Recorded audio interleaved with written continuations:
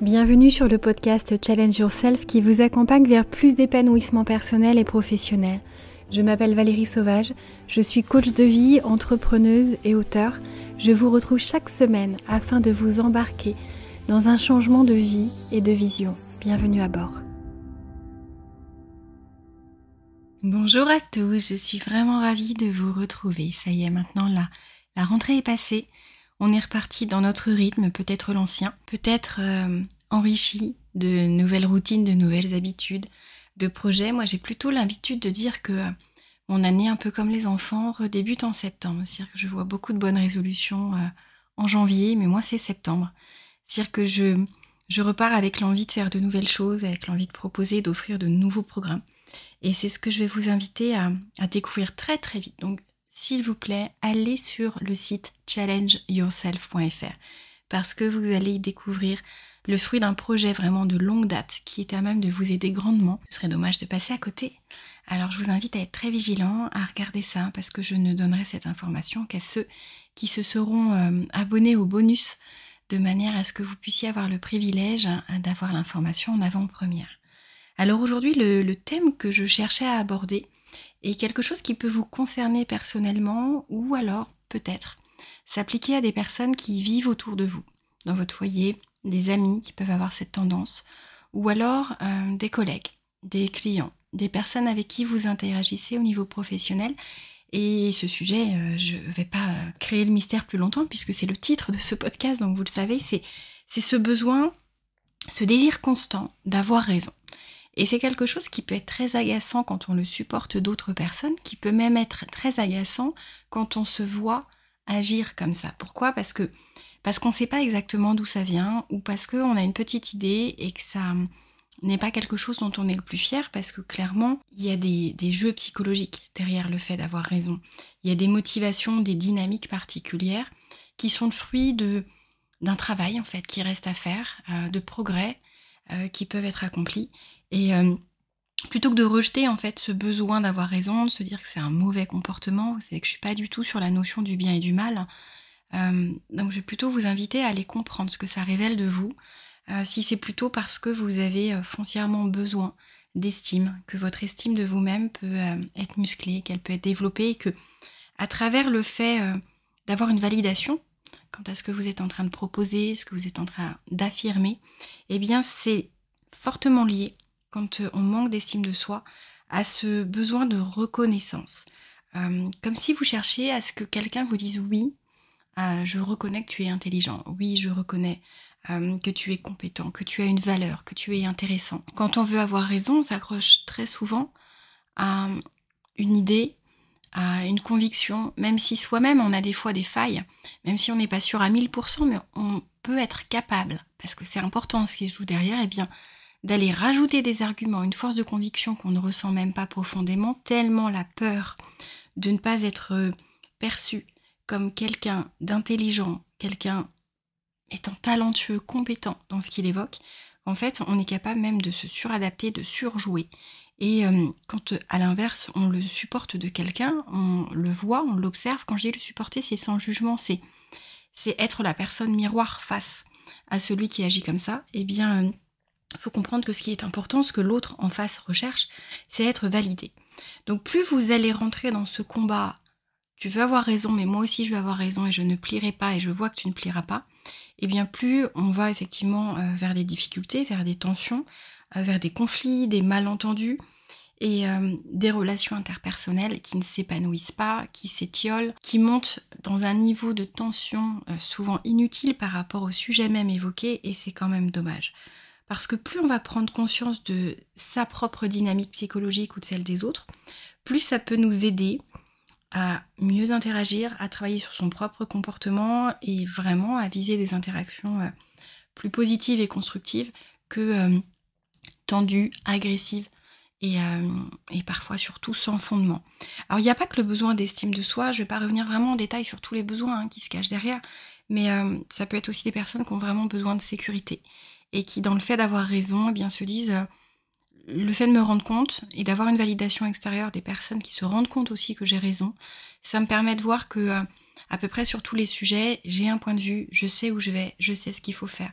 Et si on vient vous menacer sur ce terrain, eh bien ça vous ramène à cette peur de l'insécurité, de l'imprévu, de l'inconnu qui peuvent être très challengeantes, donc dans le sens positif pour certaines personnes, mais aussi très éprouvantes, source de peur et de douleur même pour certaines personnes.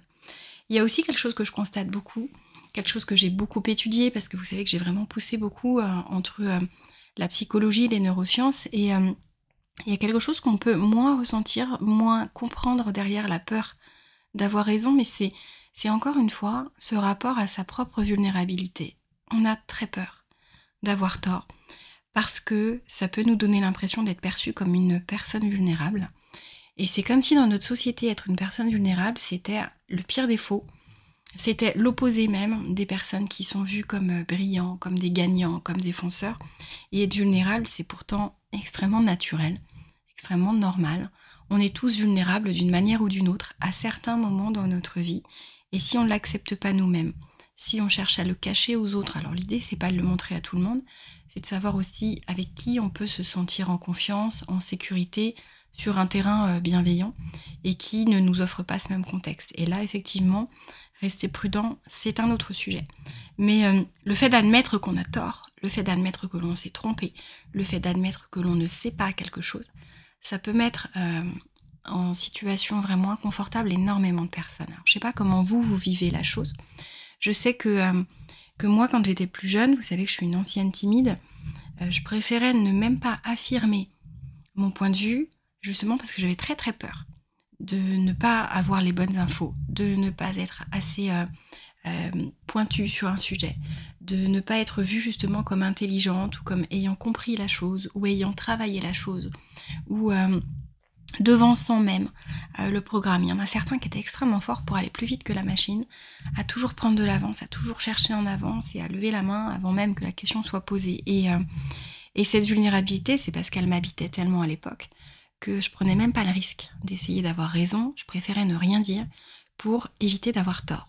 Je pense que vous voyez le lien, et ça c'est vraiment quelque chose qui est un principe de défense complètement naturel, mais très destructeur parce qu'au final on s'affirme pas, on n'essaye pas, on ne prend pas de risque, et on s'habitue à ça. Donc on devient quelqu'un plutôt d'effacé. Je dis effacé plutôt que réservé, mais vraiment effacé, parce qu'on cherche la transparence, par peur de révéler qui on est, parce que parfois on ne sait même pas qui on est, et de révéler sa vulnérabilité. Donc évidemment, dans le fait d'avoir envie d'avoir raison, il y a toujours ce rapport à l'ego, à la fierté. Moi, je fais vraiment la différence entre les deux, parce que la fierté, c'est important, quand elle est bien dosée. L'ego, c'est un peu plus une menace, même si l'ego nous protège, cherche à nous rassurer, cherche à nous faire grandir, cherche à nous challenger. C'est quand même très très important de faire attention au fait que c'est pas parce qu'un jour on aura tort, et on aura tort bien plus d'une fois, bien plus d'un jour dans notre vie, et bien c'est pas pour autant que vous allez perdre votre statut, que vous allez perdre votre importance, votre crédibilité, votre légitimité. Donc c'est très important de vraiment ne pas voir une discussion comme une menace qui peut vraiment vous faire perdre tout ce que vous avez déjà construit. Parce que derrière, effectivement, il y a d'autres peurs, il y a la peur du rejet, il y a la peur de ne pas être aimé, de ne pas être apprécié, de ne pas être intégré dans un groupe, et donc c'est pour ça que vous voyez des fois des gens s'accrocher à des choses qui sont tellement futiles, tellement peu importantes, tellement peu impactantes. Et ça peut être agaçant justement parce que moins l'enjeu est fort, plus l'incompréhension est grande. On se dit mais pourquoi la personne s'accroche à ce point-là, à cette envie d'avoir raison, et pourquoi est-ce que vous, parfois, vous le faites? Pourquoi est-ce que vous voulez absolument rentrer dans un combat d'influence, dans un combat de conviction, comme si votre vie en dépendait? Et je pense que la première des choses, quand on veut vraiment réussir à dépasser ce désir, en fait, cette envie, ce qui nous paraît être un besoin, et qui l'est quand c'est relié à ces différents besoins que je vous ai évoqués, ces différentes peurs. Et c'est vraiment par ça que je voulais commencer comme astuce aujourd'hui, c'est vraiment d'adopter une humilité intellectuelle. Parce qu'on a tous des limites, parce qu'heureusement, on a tous encore beaucoup à apprendre, et même à la fin de notre vie, on n'aura pas appris le centième de ce qu'on pourrait apprendre. Et à partir du moment où quelqu'un en sait plus, quelqu'un a eu une information avant que nous l'ayons, eh bien effectivement on peut se tromper. la croyance, l'opinion, le propos qu'on a pu entretenir même pendant longtemps peut évoluer parce qu'il y a de nouvelles recherches, il y a de nouvelles informations. Il y a une actualité qui fait que ce qu'on croyait avant, eh bien, ne détient plus en fait le même périmètre. On n'est plus avec les mêmes informations qui nous permettent d'entretenir le même raisonnement. Et ça, faut accepter ça. Et oui, il faut faire preuve d'humilité. Oui, c'est quelque chose qui n'est pas forcément facile, mais cette notion de vérité, elle n'existe pas dans l'absolu. C'est-à-dire qu'on n'a pas ce pouvoir, et j'espère que vous n'avez pas cette envie, certains diront cette prétention, de détenir la vérité absolue. C'est important de savoir se tromper, c'est comme ça qu'on apprend aussi, parce que, je vous le disais, quand on ne prend pas de risque, on ne s'affirme pas, on ne sait pas qui on est, on ne s'entraîne pas à ça, mais on n'apprend pas non plus.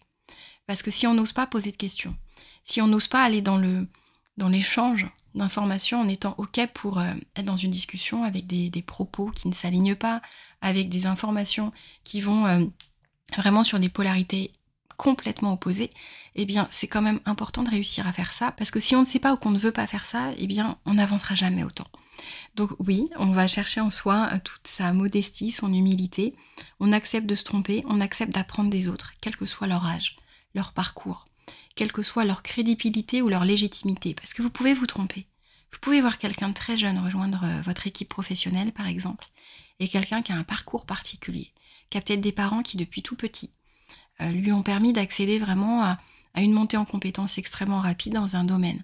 Il y a des geeks de 13 ans et qui peuvent vous apprendre, à vous qui avez 30, 40 ou 50 ans, énormément de choses. Et plus on s'ouvre aux autres, plus on cherche à apprendre des autres et à se convaincre soi-même et à comprendre soi-même que chaque interaction peut vous ouvrir à une occasion d'apprentissage, à un autre regard, à une autre manière de réfléchir, et bien plus vous allez devenir agile, intelligent, sur plein de niveaux, je ne parle pas que du niveau intellectuel, et bien plus ça va être important de travailler cette conscience, cette recherche-là même, de se dire je suis OK en fait, pour rentrer dans une discussion qui ne va pas dans mon sens, et peut-être que je vais en ressortir en ayant appris quelque chose, peut-être que c'est moi qui vais apprendre quelque chose à l'autre, mais en tout cas ce qui compte c'est que la relation que l'on a ou que l'on n'a pas, parce que ça peut être avec quelqu'un que l'on connaît peu ou pas, en tout cas, elle ne sera pas entachée.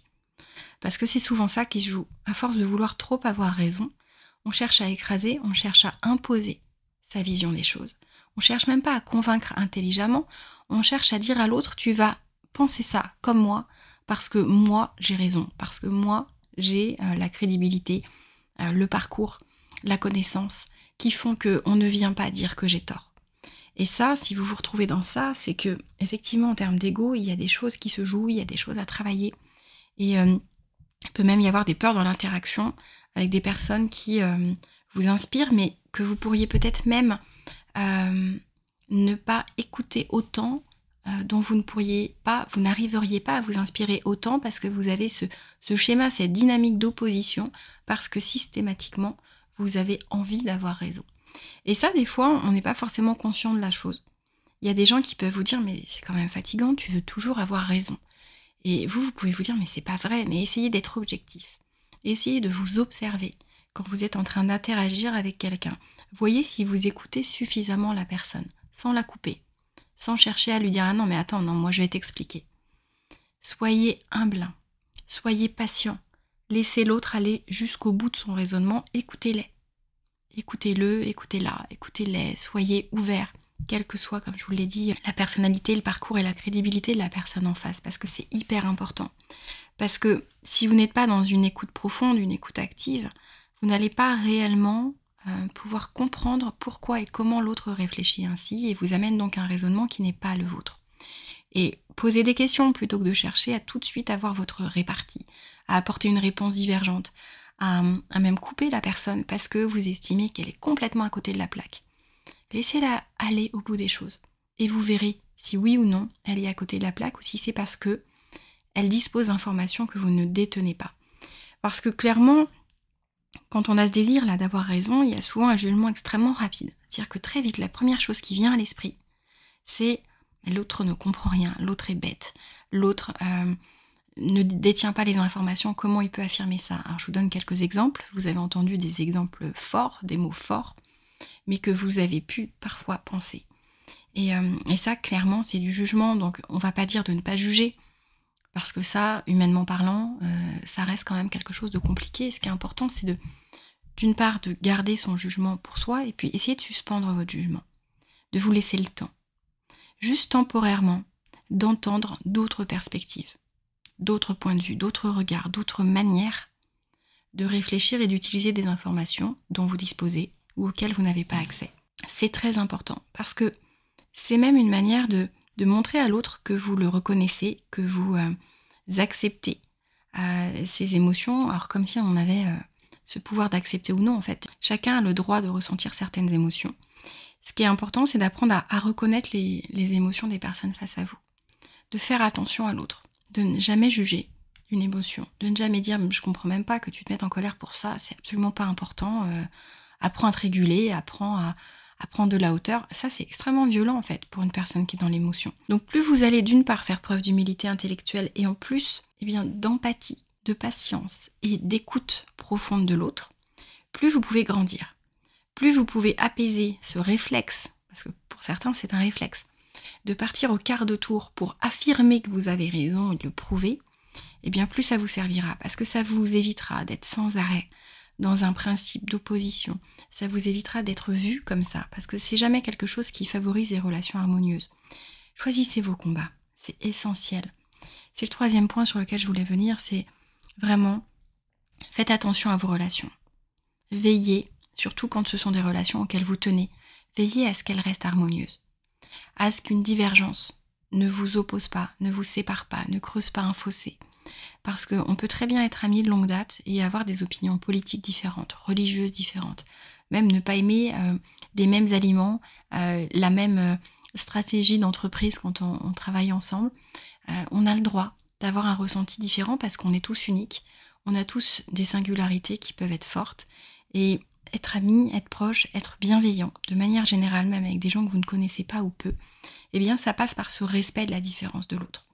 Et plus on va être pondéré, mesuré, ça ne veut pas dire que vous ne pouvez pas vous affirmer.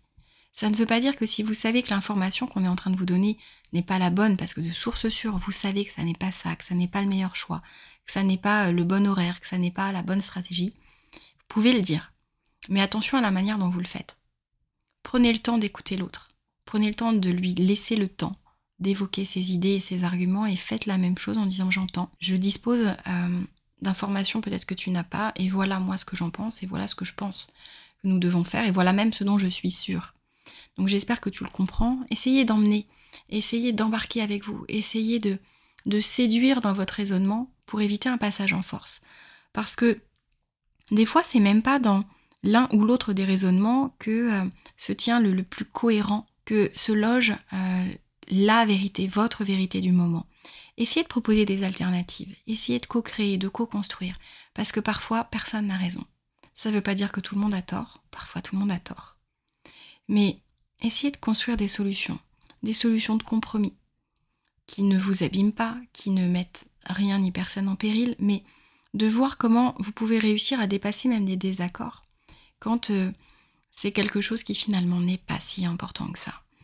Et toujours avec les bons mots, avec cette délicatesse qui n'empêche jamais de s'affirmer, qui n'empêche jamais de montrer que on a confiance en soi, qu'on a confiance en son équipe si on est dans le cadre professionnel, qu'on a confiance en l'avenir. Vous pouvez être une personne affirmée, mais qui, avec la bonne communication, et vous savez que je suis une adepte et que j'apprends énormément comment aller loin dans la communication non violente. Pour ceux qui ne connaissent pas ce terme de communication non violente, c'est de la communication bienveillante qui nous permet de tout dire à toute personne, en toute situation, sans jamais braquer. Et en allant mobiliser consciemment et inconsciemment l'empathie de l'autre, ce qui fait qu'en fait on redescend complètement d'un degré, on n'est pas dans le conflit. On est dans la compréhension, dans l'ouverture à l'autre, dans l'ouverture de l'autre à notre égard. Et dans le fait d'obtenir enfin une situation satisfaisante pour toute partie. Et pour soi-même, parce que nos besoins, on est quand même très habitué à les réfréner, à ne pas les écouter, à ne pas les combler. Et moi, c'est quelque chose sur lequel je fais énormément travailler les personnes qui veulent que je les coach, qui veulent que je les accompagne, que je les challenge, parce que nos besoins sont vitaux. C'est-à-dire que quelque part, quand le dimanche soir, je l'ai évoqué tout à l'heure, on n'a pas envie de repartir au travail, quand on appréhende notre semaine, c'est que quelque part, il y a aussi un ensemble de besoins qui dans notre semaine ne sont pas comblés, qui ne sont pas préservés, qui ne sont pas nourris. Et on sait qu'en fait, on repart sur quelque chose qui ne nous convient pas. Et ça, c'est un facteur important. Alors certes, il y a des personnes pessimistes qui vont toujours appréhender le jour d'après, qui vont toujours appréhender la semaine, qui ne vont pas aimer grand-chose. Et ça se travaille en fait. On ne se retranche pas derrière l'excuse de « c'est ma nature », parce que ça n'est pas le cas. C'est juste une habitude. C'est un comportement que vous avez répété tellement de fois que vous pensez que c'est votre nature. Donc, vraiment, essayez d'appliquer ces conseils parce que le fait d'avoir raison, ça révèle beaucoup de choses de vous, de votre fonctionnement, de vos besoins. Et donc, évidemment, quand on a ça en tête, quand on éveille sa prise de conscience à cet égard, eh bien, on comprend mieux aussi ce qui se joue pour l'autre, celui qui cherche à avoir raison. C'est sans doute quelqu'un qui a besoin de reconnaissance, qui a besoin de validation. Et si c'est souvent à votre égard, c'est qu'il recherche plus fortement votre validation que celle des autres. Donc c'est une marque aussi de lien, d'affection, d'estime. Et c'est pas du combat perpétuel. Alors il y a des gens qui sont dans l'opposition, qui veulent toujours avoir raison et avec qui vous avez peu de relations. Là, on n'est pas dans ça. Cette personne, elle est juste en train d'essayer de nourrir son ego, de préserver son image. Je dis juste, ça veut pas dire que c'est pas embêtant, gênant, agaçant. Simplement, c'est pas vous à qui elle s'oppose. C'est un combat qu'elle mène avec elle-même, contre elle-même, sans même s'en rendre compte. Et la victime dans l'histoire, la personne qui est la plus à même d'avoir des choses à travailler, d'avoir des choses à faire progresser pour aller bien, pour se sentir beaucoup plus alignée, c'est elle. Rentrez pas dans ce combat-là. Ne rentrez pas dans le mal-être de certaines personnes parce qu'ils sont sur cette dynamique-là.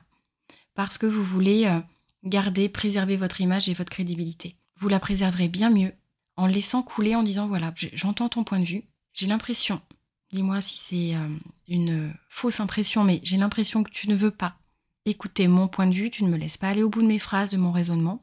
Si on ne peut pas avoir de discussion, eh bien ça va s'arrêter là, et puis on n'arrivera pas à se mettre d'accord. Et des fois, en fait, tout enjeu ne nécessite pas qu'on arrive à un accord. Par contre, quand on est dans une relation profonde, personnelle, intime, familiale, professionnelle, eh bien souvent, il faut quand même aller au bout des choses.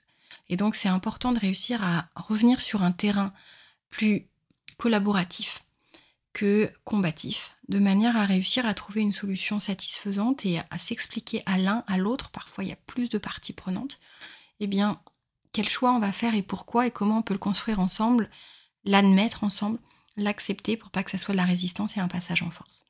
Donc j'aimerais beaucoup votre retour sur ce sujet.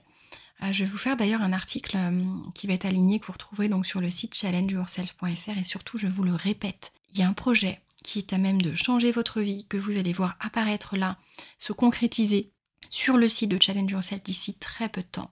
Donc abonnez-vous. Allez sur l'obtention du bonus. Vous avez les liens pour avoir le bonus partout, que ce soit sur ma chaîne YouTube Valérie Sauvage, que ce soit sur Instagram. On met en lien dans la bio de quoi vous relayer jusqu'à cette obtention de bonus. Pourquoi ? Parce que je ne vais offrir en avant-première cette information sur ce que je peux vous offrir qu'à ceux qui seront abonnés, qui auront reçu le bonus. Et ça va être une manière pour vous de savoir comment passer à un niveau supérieur, comment vous alléger, comment avoir une vie beaucoup plus épanouissante, plus alignée, dans laquelle vous vous sentez être vous-même, dans laquelle vous sentez que vous pouvez prendre votre place. Vous aimez prendre votre place, vous gagnez en confiance en vous, vous vous allégez de toutes vos peurs et puis vous vibrez vraiment et vous menez cette vie que vous méritez. Alors je vous souhaite une excellente semaine, je vous dis à mercredi prochain et je vous embrasse très fort.